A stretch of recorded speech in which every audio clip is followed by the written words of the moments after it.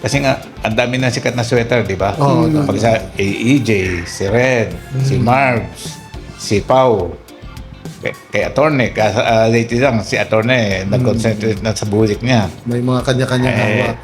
Eh, okay din naman yung sweater natin, kaya nag-coin na lang ako. Sabi ko, Chinese sweater. Iba naman. Nakilala rin yan bilang Chinese sweater si Kaya pag Sir puti Noli. ang pampasok, Chinese sweater white. Pag black, Chinese sweater black. Yeah. Sabi ko, nag-usap kami ng pamangkin ko. Sige, try natin magpalahi. So, binabaan ako ni Hani ng mga materials. Puti, pula, lahat. Then, nung nag-breeding na, ayan, naging kaibigan ko si Atty. Mendoza. Napakabait naman ng tao. Lagi na lang may given sa akin. Noli, try mo to. Noli, try mo to. Kaya, malaking tulong ni Atty. Mendoza.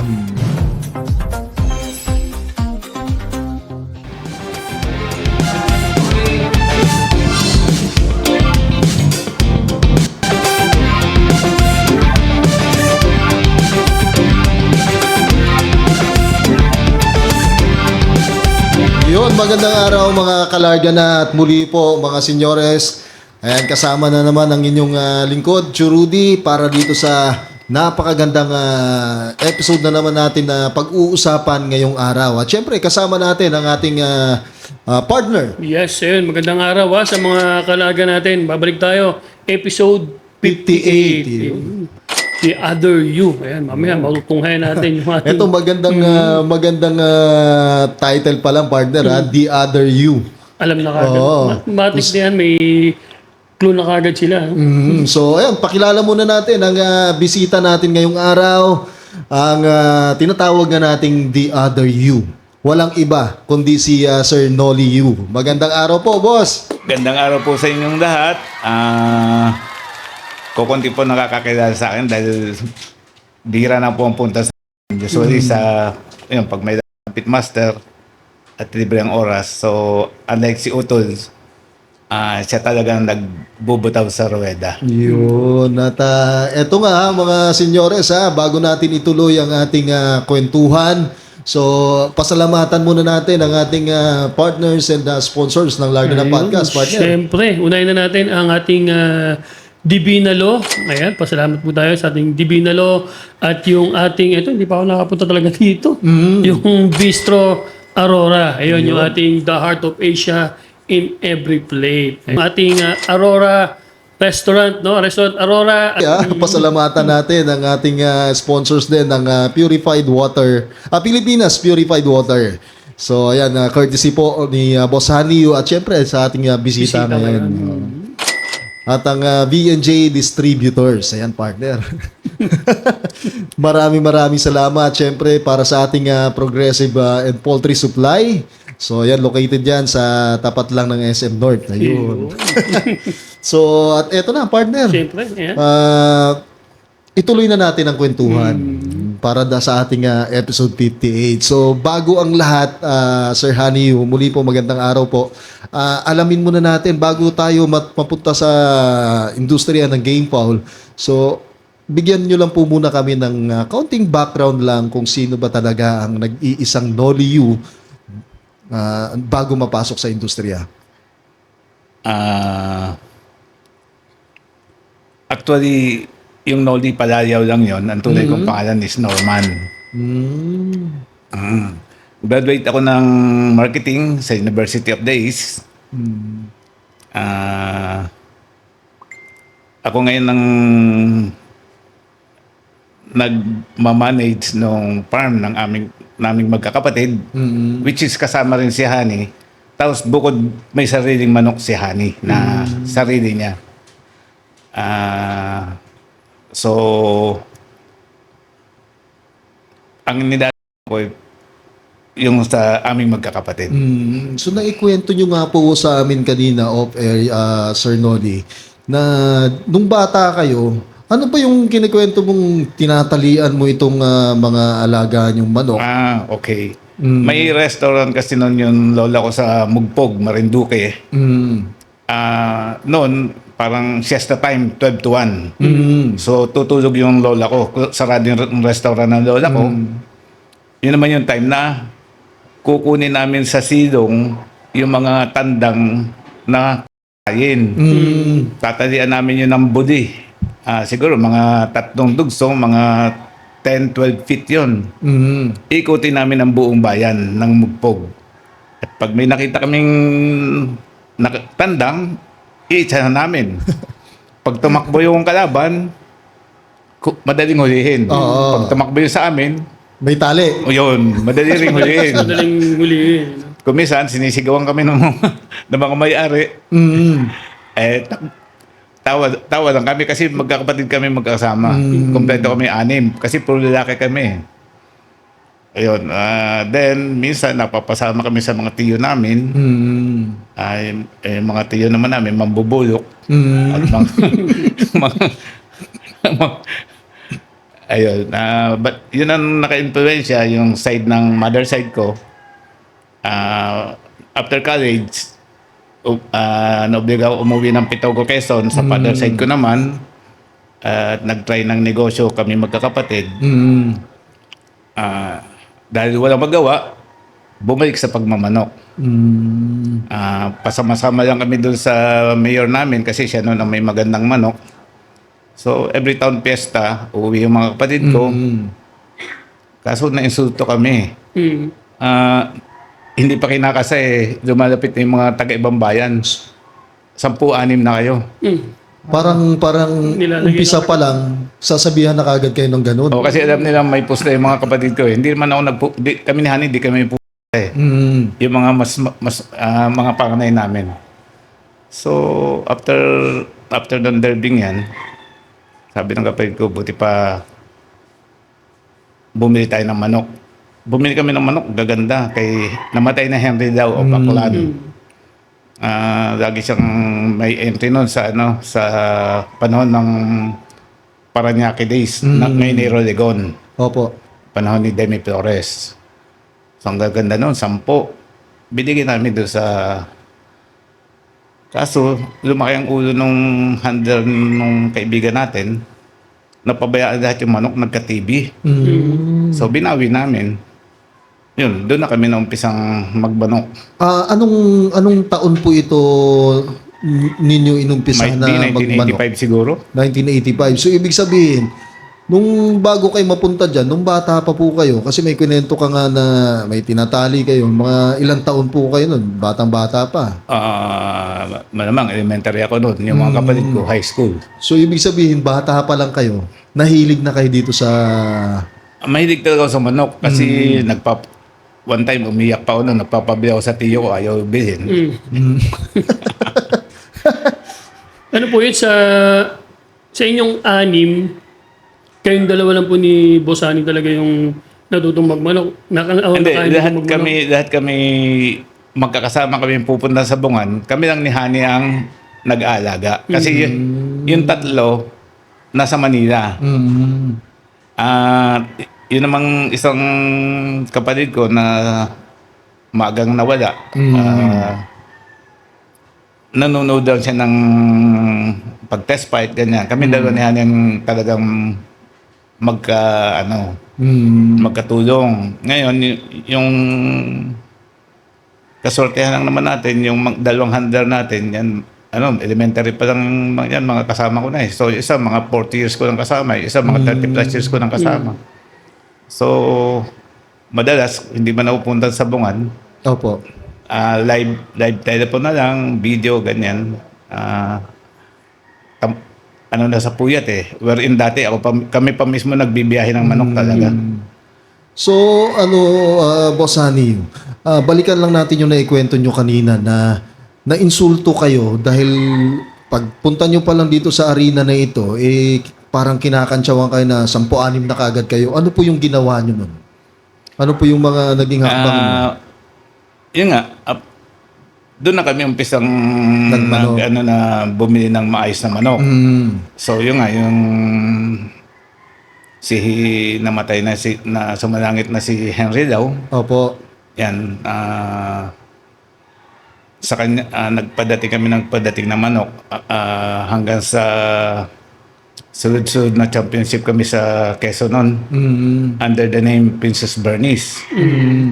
May tawagan pa noon na 10-3 eh. Grabe Sobrang talaga. lalim na nun. Oo. Bihira ang parehasan, usually malalim talaga. So after nun, Sir Noli, dire-diretso po ba yung pagbili nyo ng manok o talagang nagpaparami na kayo? Nung nagpadahi na rin, but then, yun nga, sobrang obsession sa manok.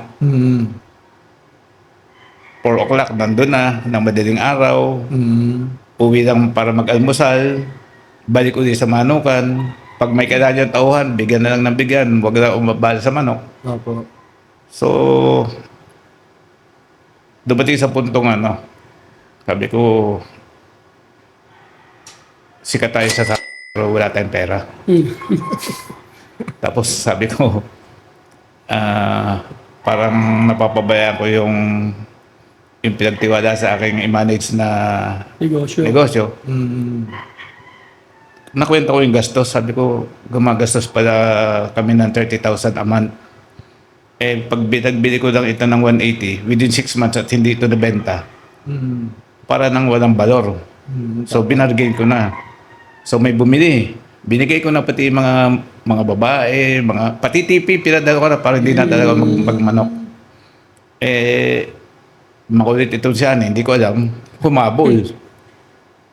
Kaso, yung hinihingi niyang brood doon sa kumuha, hindi naman binigay sa kanya. So, nag-invest siya ng hindi ko alam kung kay si parang Edwin ba tumulong sa kanya, hindi ko alam kung Basta nag-bid siya sa Lukban. At nung may mga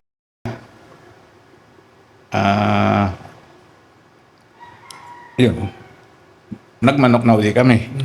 So nung time na yun na talagang parang naging agresibo ulit si kapatid nyo po, si Sir Hani na kumuha ng mga ganitong materyales. So dun nyo po inumpisahan ulit na magmanok. Then nag-champion siya ng 2004 hanggang sa nayaya niya si parang Edwin, doon na rin mag-farm. Si Dong Chung. Pero hindi nagtagal si Dong, umalis din siya ng Lukban. And for so many years, padahinihan yung nilalaban namin. Dumating na sa puntong kasi nagbebenta siya. So nahirapan kaming pumili. Kaya sabi ko, Tol, magpadahin na kami ng sarili para hindi ka rin maapektuhan sa sales mo. Kasi ang nasa isip ng mga tao, first choice kami. Kasi kami ang ikaw din ang nagbubutaw. Tama. Pero kaya nga dumating sa puntong hinamon ko na si Uto ng ganun. Kasi nagpadating ako na imported, yung mga materyales, yung unang harvest, sabi ko, kumpanya maglalaban yan. Eh nagpanalo.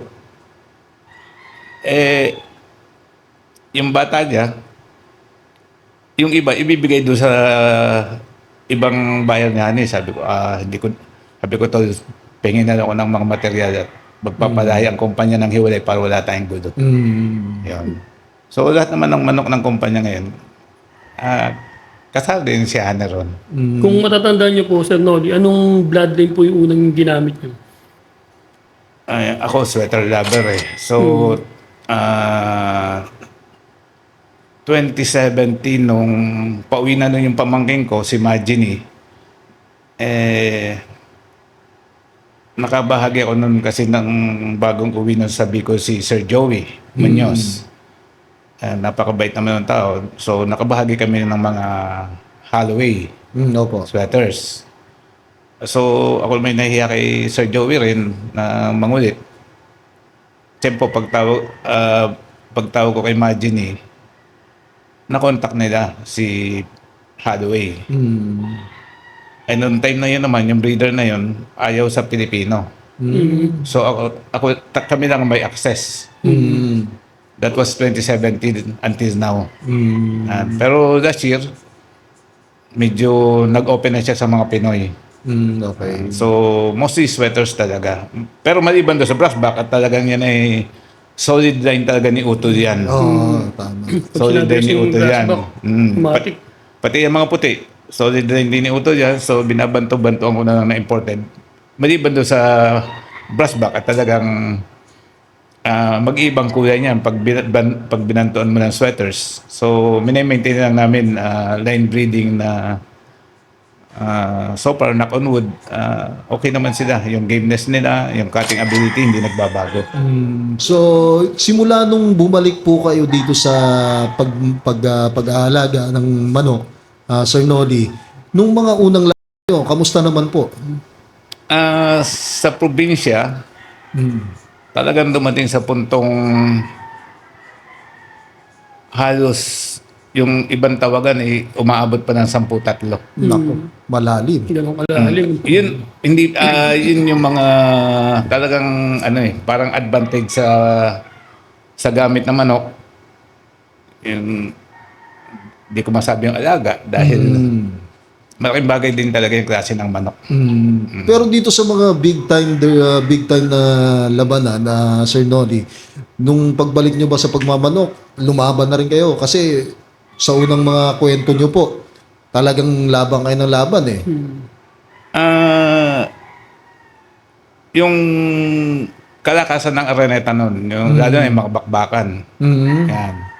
Yung 2004, 12 o 13 heads lang yung pinagpilian noon eh. Talagang kakaunti pang manok noon. Opo. Alaga yun sa Pagbilao, Quezon. Si Hani, sa akin, yung kumpare ko, si Eric Tan, yun, nag-champion. Then yung 2008, yung second championship, sa bahay na mismo ni Hani yun. Ako, tsaka yung tao ko, kung tawagin si Batotoy, kasama ko hanggang ngayon, yun, kami na naghanda nun. Ano po yun? Nung naglaban kayo, ano yun? Full show ba tayo ng brass back o iba-iba? Hindi, mga sweaters pa nun. Sweaters Mga old pa. caro nun na kilala ang manok ni Hani nun sa sweaters. Pag dumating na sa baba ang paluan, alam na ng tao, advantage na kay Hani. Kaso dumating na sa puntong nasa botahe, nanakaw lahat ng materyales niya. So doon medyo umalis siya sa sweater hanggang sa naisipan niya, kasi active kami sa derby. So naisip niya, advantage ang off color. So nauna muna yung puti. Opo. Tapos yung brass back. Yung brass back, pinapace out na nga nung pamangkin ko gawa ng Gangga Kalapati. Ay, tsinaga ni Utol. Tsinaga eh. Kumbaga, dinevelop niya ng dinevelop. Totoo. Talagang, naman, nakakatuwa na yung gameness at saka yung cutting ability niya. Ang bansad nga ng mga grupo, killer ng gwapo. Tama naman. No? Ng gwapo. So, yan. Kung mapapansin niyo naman, makikita niyo, Chinese sweater ang nakuhin kong pangalan. So, kasi nga, ang dami na sikat na sweater, di ba? Pag sa AEJ, si Red, si Marbs, si Pau, kay Attorney, lately lang, si Attorney, nag-concentrate na sa bulik niya. May mga kanya-kanyang hawak. Okay din naman yung sweater natin, kaya nag-coin na lang ako. Sabi ko, Chinese sweater. Tama, iba naman. Nakilala rin yan bilang Chinese sweater si Kaya pag Sir puti Noli. ang pampasok, Chinese sweater white. Pag black, Chinese sweater black. Yeah. Yan, para din pala sa kalamang partner, no, ng mga manonood natin, si Boss Noli at Boss Hanyu, magkapatid. Youngest si Hani sa amin. Isang taon ang pagitan namin, sabay kami hanggang second year college. Nung kinder, napaawayan, akong hinuli ng principal kasi magsindaki kami noon eh. Magsindaki kami. Magkamukha. Ako ang hinuli ng principal. Pero nung mag-high school na, naiwanan na ako ng height. nagtutulog si Boss Honey.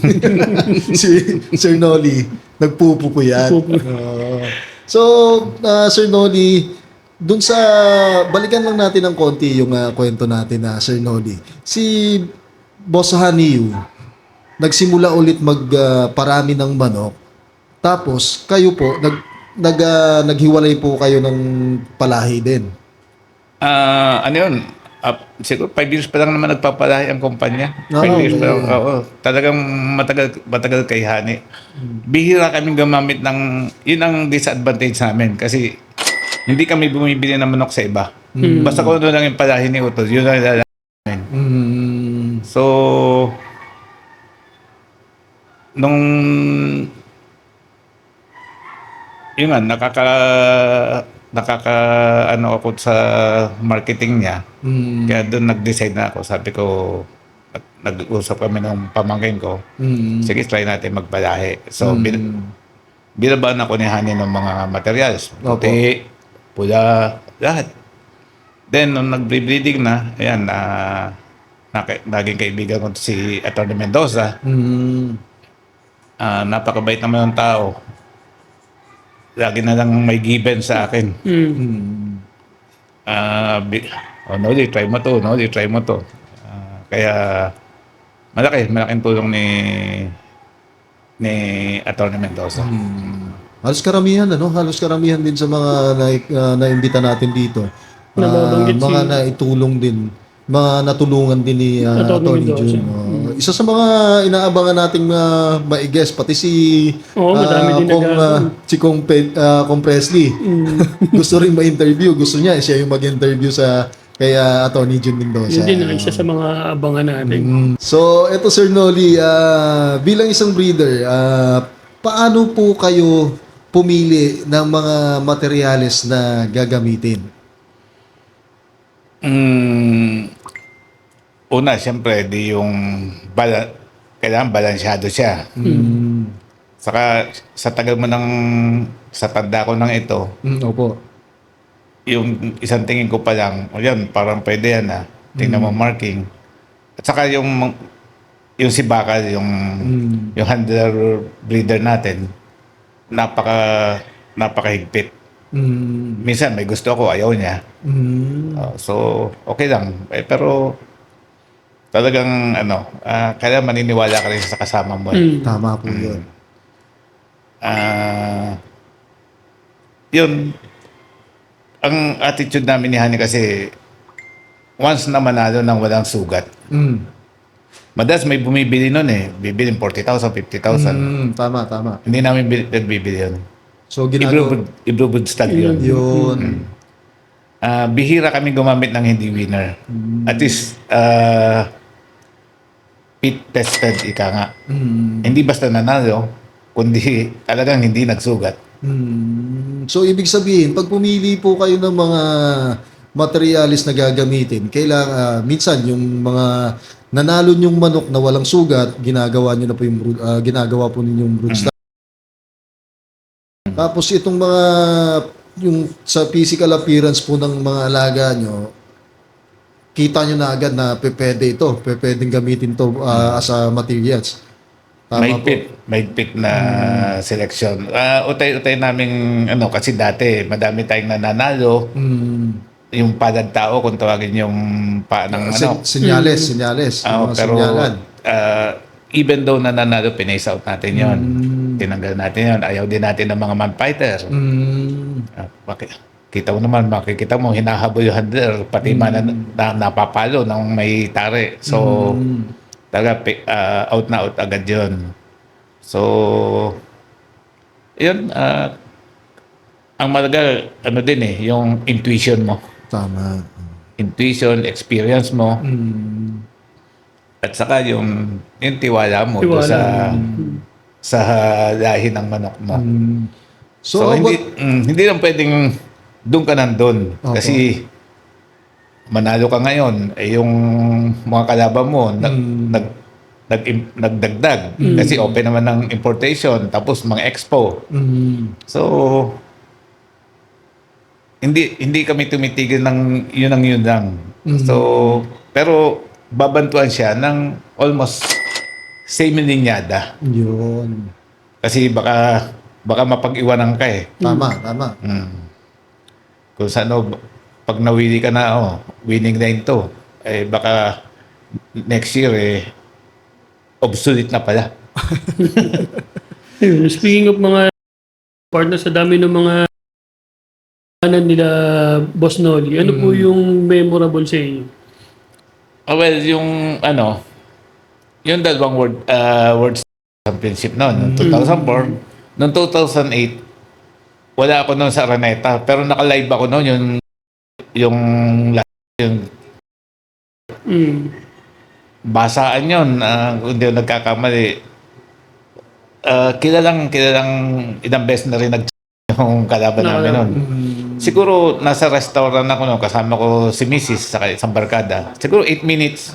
8 minutes yung Inabot. laban. At saka yung nung basagan ng pula ata yun, yung ni Kong Ipi noon na nag-draw. Na kaming dalawa na talagang din yun, sobrang patibayan din yun. So talagang hindi makakalimutan na laban yun. Then after a week, dalawang sunod yun eh. Dalawang sunod na malaking laban nun sa Pitmaster. Pitmaster nun. Yun ang mga something na talagang hindi ba yung isang palo, talagang yun yung Patibayan. 8 minutes na Ano yung isa ba? nanalo, yung isa nag-draw, pero pa rin. May pareho ni Kong Ipi nun. Ayun yung mga importante dun sa mga manok na may gameness din talaga. No? Ano po yung next, solo po kayo nun, yung sa... Usually, may one time, alam ko, dalawa kami ni Sito Alberto. Yung isa, hindi ko natanda kung sino eh. Tagal-tagal na rin panahon. Pero kasarapan nun, yun. Oo, yun ang importante kasarapan doon. So dito po sa mga balikan lang natin ng konti yung breeding nyo po, sa sistema po ng pagbe-breed ninyo. Dito sa mga parating ng mga pinaparating nyo po na doon sa mga galing sa mga kaibigan nyo po, na halimbawa kay Attorney Mendoza. Kung kumuha po kayo ng bulik nila, so paano po nyo ginagamit as materials po ito? Paano nyo po sinasalpakan ng ibang bloodline? Meron kasi tayong winning guest na bulik na ang dugo nun ay yellow-legged hats. Opo. So pag binigyan ako ni attorney o kaya nakahingi ako kay attorney ng babae, doon ko sinasalpak para bulik ang labas. Okay. Or sa sweater. Pag sa sweater, mas gwapo. Grabe rin manalo. Kaya pag may mga nakakalang bulik, sabi ko, sorry for my word. Okay lang po. Okay lang po. Sabi ko, malamang may dugo malamang may bulik dugo ni attorney ito. Ayan. Pero gano'n na lang, pag araw mo, okay. Isang linggo ang kwentuhan. Pag di mo araw, umuwi ka na. Tutulog. Wala na kwento-kwento yun. Wala, tulog lahat.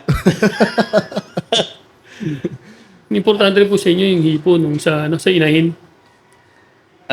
Sa inahin, kasi ako talaga 64 na ako eh. Tamad na ako. Tingin na lang. Yung trust ko na lang sa mga okay. tao ko.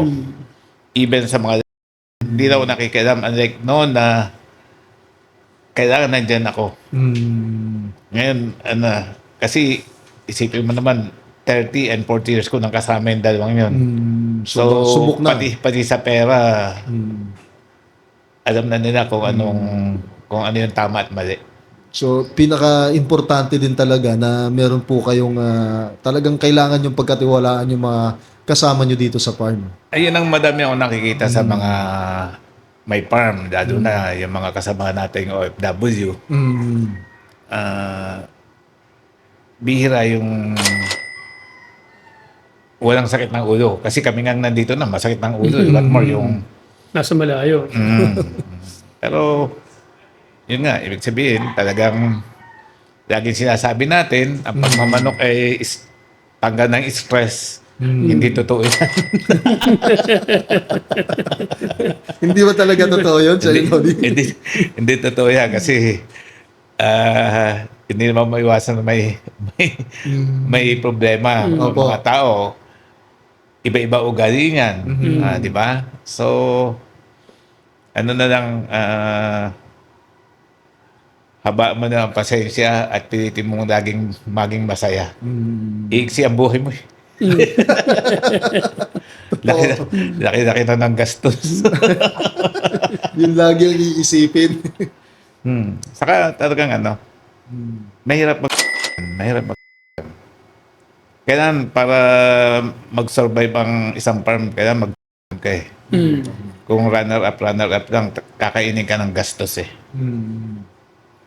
Rental ng van, kain ng mga bata, laki, tare, gamot, yun lang, hanggat nag-i-enjoy at hanggat kaya ng katawan. Enjoy lang. Sa bulsa naman, wala namang problema doon. Masakit.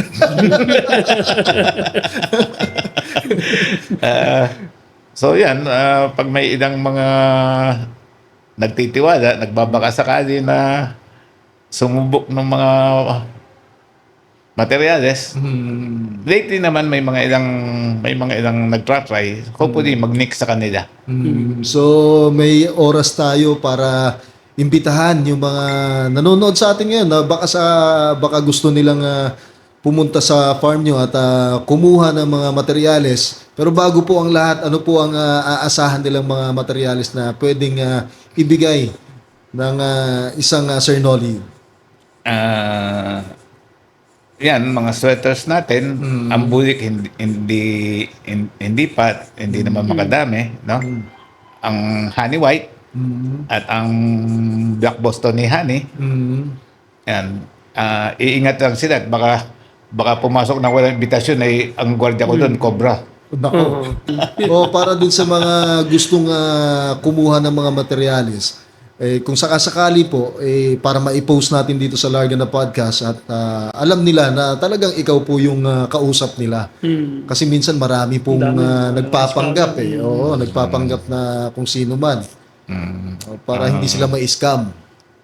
Ayun na lang mga tao natin. Yung mga si Bakal sa si Batotoy. Ako siguro kahit hindi na. Di ba, pag talagang totoo kasi, madaming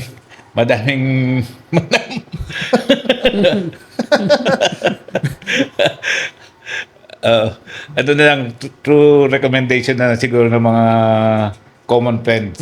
Okay. Pasensya, hindi sa masyado akong private o kung ano pa man. Recommendation na lang ng mga kaibigan. Ganun Tama, na lang. tama. Pwede naman At yun. hindi rin man talaga kadamihan, halos pansarihan. Yan. Dito na lang, Sir Noli.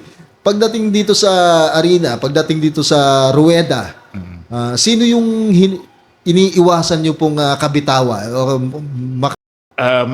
Ano yan eh. Modesty aside, no? Ever since talaga kami magkapatid, kahit sino eh. Pero kung minsan may kontrapedo. Yeah. Lately, iskoran ako ni Kong Sani. Pero ako sports lang, kahit sino talaga. Kahit pa sabihin 10-6 ako, i-stress ako. Walang problema kasi nakahanda man ako eh. Tama. Hindi yung lalaban dahil kompromiso. Ayaw ko ng ganun eh. Basta pag pumunta man ako sa sabungan, nakahanda yan. So, sino man ang makalaban yan, Laban yan. laban yan. 10-6 man ako, i-stress ako. Walang problema sa akin yan. Ang ano ko, nakahanda naman yaman ako eh. Tama. Paunahan lang naman yan eh. Pag nakauna ako, salamat. Pag naunahan ako, sorry. So parang nakaraan din si Sir Dicky Lim. Ganon din. Kung sino yung matapat, yun ang matatapat, wala nang atrasan. Ang iniiwasan niya lang yung mga kaibigan niya. Yung mga kaibigan niya na ayaw niya makalaban dahil nga kaibigan. Si Sir Nolly naman kahit sino. Kahit sino. Oh, may kontrapelo lang. Si Kong Sani. Actually, mas maganda ng kalaban may mga branded. Kasi may challenge, di ba? Opo. Ay pag halimbawa, hindi naman halimbawa hindi mo kilala yung kalaban mo, magaling pa rin doon sa kanila. Hindi mo alam ang away ng manok. At least yung mga laging lumalaban, alam mo diskarte ng away ng manok nila. So, something para may hint ka ba, gano'n? Opo, Oo. tama. Mamaya, kalaban mo, hindi mo kilala. Ay naman pala, number 1 doon sa kanila. O, di ba? Hindi mo alam kung paano ang away ng manok niya. Tama po. Pero, basta enjoy lang. Talagang hindi laging panalo, hindi laging talo. Yun naman ang importante. At bigyan muna natin ng daan, partner, itong mga nagpapaabot ng mensahe, yung mga viewers natin dito sa Larga na Podcast sa kanilang mga pabati. Sige, unahin natin tong si Rod and Real. There is always a secret when it comes to breeding. Naniniwala ako kay Mr. D. Kilim na interview niyo, very humble siya, but while on the Larga na Podcast interview, sinabi niya yung gusto niyang crosses, which is the sweater and lemon cross. Yun. At galing naman kay Wilson Salili. Pa-shoutout, sir, from United of Jensan. Aba, malayo to. Request po, conditioning tips, day 1 hanggang pointing pagdating sa rueda at tips para kung paano magbawas ng timbang para iwas bad weight. Salamat mga master. At si Mac Hills Red Yard, ayun, pa-shoutout po ng Mac Hills Red Yard ng Negros Oriental. Tony Lizares naman po, sana next episode kakaiba kating ng mga puti niya. Salamat po. Yun, susubukan nating imbitahin si Sir Tony Lizares. At galing naman kay Omar 2013 Omar. Aba, ganda pangalan na. Yun, new episode watching and request lang po, Tony Lizares ng Tolly's Game Farm. Aba? Iisa sila nang nire-request, partner. Ayan, tayaan niyo po at sisigapin namin yung mga nire-request niyo na ma-i-guess, ma-i-guess natin dito. Ayun. Si, JJ, puro J J6F, James Puentes po, at Wildfoot Farms po sana, sir. Yun, sayang, nung nakaraan nandito. dito. At galing naman kay Mario Roncale, NAF. Ayun, next episode, Prime Eagle Game Farm, si Engineer Minoy Aguilar. Si Engineer Minoy, nakasama din natin yun. Ayun, si Amelia Salinas. Yes, another topic from guest. Lessons to be learned at this podcast. So sa mga natin yan, suki natin dito. At galing kay N-Wire, ayan, nagkaroon kami dati ng TS White. Galing kay Sir Rapapap. Ayun, winning line talaga. At si Craftmaster Formula, ito na ang lagi kong pinapanood when it comes to Gamepal Talks, Boss Miguel. Yes po, sana nga mayroong TV channel na pwede mapanood ang mga laban sa Pitmaster kahit replay lang para malaman namin kung sinong mga breeders ang nagpapanalo. So galing naman kay Romel Pascual. Ayun, yan ang idol ko talaga, si Idol Rapapap. Madami ka pa ring matututunan, walang tinatago. Ayun. At yun na, lahat ng mga request at pabati ng mga viewers natin dito sa Larga na Podcast. Bigyan natin muna ng daan ang ating partners and sponsors ng Larga na Podcast. Siyempre, nandyan ang Divina Law. Ayan, maaari nyo po silang bisitahin sa kanilang www.divinalaw.com. At syempre, tapos nyan, diretso tayo sa Restaurant Aurora at yung ating Bistro Aurora, no? Yung ating The Heart of Asia. on every play. Yun. At syempre naman, pagka kumakain, mauuhaw ka. At Kailangan syempre, natin maraming salamat dito sa guest natin. At syempre, kay Sir Honey Yu, dito sa ating sponsor, ang Pilipinas Purified Water. Maraming salamat po. Thank you po. At syempre, ang ating V&J Distributors. Ayan na, maraming salamat. Isa sa mga sponsors ng Larga na Podcast, partner. Yan ba yung suot mong sombrero, partner? Oo, nung nakaraan. Oo. Kailangan ko rin yata sombrero pa. Ayun. Siyempre, ang ating Progressive Poultry Supply, kung saan sila po ang may pinakamalaking feed manufacturer dito sa Pilipinas. Diyan makikita yan dyan sa tapat lang po ng SM North. Madaling makita yan, Lapit partner. lang. Oh. So, ayan. Maraming salamat sa lahat ng sponsors and partners ng Larga na Podcast. At dito sa bagong breeding season natin, dito sa Genesis, Sir Noli, paano nyo siya mai-apply sa pag-breed nyo po? Well, natuwa ako dyan kasi ako nga, kami, mas active kami sa stag. So, bago nga matigil tayo noon, papunta na tayo sa halos wala ng kaknadabalan sana, di ba? Oo, tama. So, sang-ayon ako dyan, saka sa mga breeder, malaking bagay din kasi kung mapansin mo, bihira na yung talagang parang hybrid na pwedeng boostag combine. Tama. So, ngayon, kung may Genesis, maaga pa na yung stag, and then yung excess mo ng Genesis, may lalabas agad na boostag. So, magandang idea itong Genesis, Sir Noli, para sa inyo. Maganda, saka lalo na, bawa ng Pitmaster, alam mo naman yung MBC.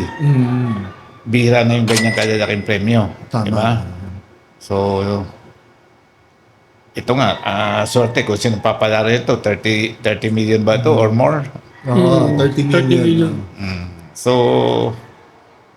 tsambahan lang naman yan eh. Oo, tama. Pagkasali ka, may pag-asa. May chance. Malaking bagay Genesis na yan na kung next year nga kung may isa pang breeding na mas bata sa Genesis para all throughout whole year round puro stag na lang. Oo. Bagay kasi yung hindi naman lahat malalaki talagang farm na malalaki ang lugar kaya mo magpatanda ng manok. Opo. Ang hirap magpatanda ng manok, madaming consequences. Mababalda, mabubulag, pagdating ng bagyo. Ang Quezon, typhoon prone yan. Last year, siguro, binayong ko. Hindi agad na ilabas. Na-suffocate, nasa quarantine namatay. So, wala. Sayang. Madaming challenges. Like kung stag, ilaban mo na agad na ilaban, malaban mo na pati agad yung palahi mo kung pwede mo ituloy o dapat mong katayin. So, napakaganda nitong Genesis na to, Yes. Sir Noli. So, para sa'yo, ano po yung mga challenges ng isang breeder para dito sa Genesis? Ano yung mga challenge nito? Well, gaya nga nito, naipon namin itlog, 1-2. Alam mo ba, napisa, 30% lang, 400. So, tingin ko naman pag may bet kang umaalalay sa'yo sa mga vaccination, complete vaccination, saka may tao kang tama. Kasi kahit may panggastos ka, kung walang tamang tao, Wala rin. Sayang lang. Ayun, partner, para sa kalaman ng mga kalarga natin, November 2, yung start ng banding ng ating Genesis. At ano po yun, Sir Noli? Talagang simula nasa Quezon lang po talaga tayo. Quezon lang talaga. Quezon matatagpuan yung farm po. Dati nasa Lukban ako, so tamad na akong bumiyahe. So naglipat ako dito sa malapit lang sa Lucena sa Pagbilao. Ang kaiba na sa Lukban, madaming grupo ngayon na nasa Lukban kasi magandang featherings, ganyan, magandang climate. Talaga, pag yung stag season na, dadalhin mo yung stag registry mo sa kasi para silang ganun kagandang feathering sa Lukban. Dito sa nilipatan ko, para naman silang mga hard labor. Kasi sobrang init at sa gabi naman sobrang lakas ng hangin. So, hindi sakitin ng manok. Yun lang, hindi kasing kintab at kasing haba ng mga balahibo ng laki sa Lukban. Buhaghag, yung buhaghag. Mainit. Hindi naman buhaghag. Hindi nang ganun kahahaba. Pero iba naman ang power nila. Iba ang tibay. Kumbaga kung titingnan lang, medyo dry lang ng konti. Para bang kung sa tao isang laki sa Forbes at saka isang laki sa ordinaryo. Ayun, tanong din nung, itong panigurado, may mga nagtatanong din ito, partner. Nagko-commercial breeding din ba tayo? Kung makakawa. May mga ilan bumabagi sa akin mga kaibigan, materyales. Materials. Hindi ako makapagbenta ng as commercial kasi ang pareho kami ni Hani, halos pure or half and half lang ang breeding . Walang three-way, walang kung sano, halos lahat ng manok pwede mong gawing materyales . Yun ang concept ko namin iutol. Halos either pure or straight. Nung magkasama pa nga kami ni Hani nung pag yung mga finals na pure na lahat ang nilalaban namin nun, ang iniisip namin nun, mas advantage. So hanggang ngayon, hindi na nabago yung style ng breeding namin. Tanong lang natin, boss, kasi nasabi mo nga, pag mga nilalaban yung mga manok, mga pure na, minsan half and half. Ano yung advantage pala? Ano yung advantage ng mga ganyang... Nung kasi ang nasa isip namin, mas malapot ang dug. Yun lang, hindi mo talaga masabi, kanya-kanya yan . Kaya wala talaga makaka-perfect na. Tama naman. Lalo na this past few years, wala nang basta-basta nakaka-dominate. Unlike before, basta mga branded yung nasa itaas, doon ka na. Ngayon, kahit branded, hindi kilala yung pero hindi ka nakakasigurado. Kasi yung iba kasi Sir Noli, na dito sa mga bloodline na hawak nila, nag-i-infuse sila ng mga iba't ibang bloodline para madagdagan yung skills or brain ng alaga nila. Pero sa inyo, pure yung mas gusto ninyo. Yes, at saka naman, tuloy-tuloy tayong nag-upgrade yearly. Nagpapadating din tayo. Yun nga, matatapunan pa ni attorney. So, nagrereklamo nga yung breeder ko . Nagrereklamo na ang unti daw ng mamarkingan sa daliri at ilong ng manok. Nahihilo na. Pagdating din sa pag-breed, Sir Noli, talagang ang naging mentor nyo si Atty. Mendoza.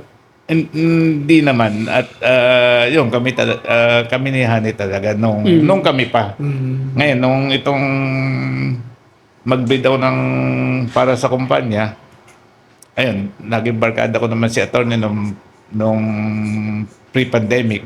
Ayun, hindi palitan ng opinion, pati isang tropa nating taga Davao na si Attorney Glenn yan. Saka si Sogras, yung nasa US. Yun ang taga-abono. si Kuya Manny po. Yan. Yan ang mga katulong. So, bukod kay Attorney June Mendoza, meron pa po ba tayong kinukuha ng materyales para sa pagbe-breed po? Di pag sa US nga, sa US, ayun, yung sweaters and yellow legged hats natin, kay Philip Holloway. Okay. Yun ang tingin kong malaking advantage ko before dahil ayaw niya sa Pinoy. So from 2017 up to 2025, basta taon-taon, nagpabadating ako ng manok niya. Yun ang i-infuse sa mga pula. So ano-ano mga bloodline po ito, Sir Noli? Sweater, yung sweater naman, ay yun, may 5K, may Golden Boy, may Left Nose, mostly Holloway, tapos lately, yun, binigyan ako ni attorney nung kanyang very winning na old reliable sweater niya. Si Paring Marvin, nagpahiram din ng 2 broodcock niya. Opo. Malaking improvement kumpara nung dating mga nilalabang ko. Mas naging athletic, saka yung speed and power na dagdagan. Sir Noli, maari niyo po ba kaming bigyan ng advice dun sa mga baguhang gustong sumubok dito sa breeding at sa pagmamanok? Natutuwa nga ako. Ang gulat ko, ang dami ngayong bago mga magmamanok. So, ang advice ko lang, una ang pamilya bago ang manok. Yun. Ang pagmamanok naman, hindi yan mawawala eh. Basta, iayos muna ang pamilya. Yan, importante. Pag okay na ang pamilya, may excess na, saka natin i-career ang pagmamanok. Huwag masacrifice ang pamilya.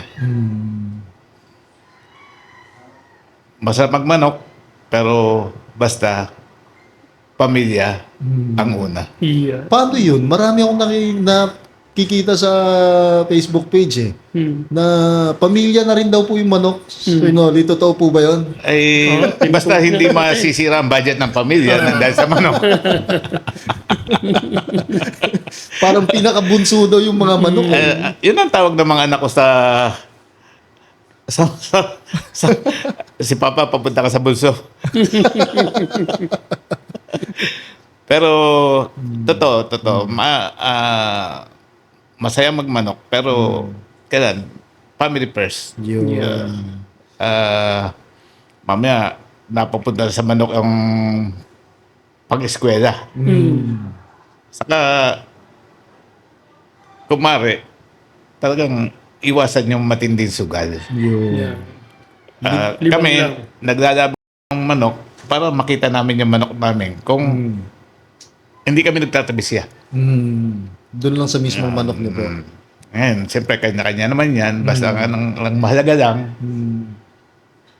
huwag masira ang budget ng pamilya. Yun. Napakagandang paiwan sa atin ni Sir Noli Yu.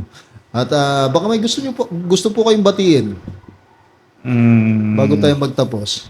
Salamat sa pagkakataong ito, pero sa totoo, sabi sino ba yung isa yan?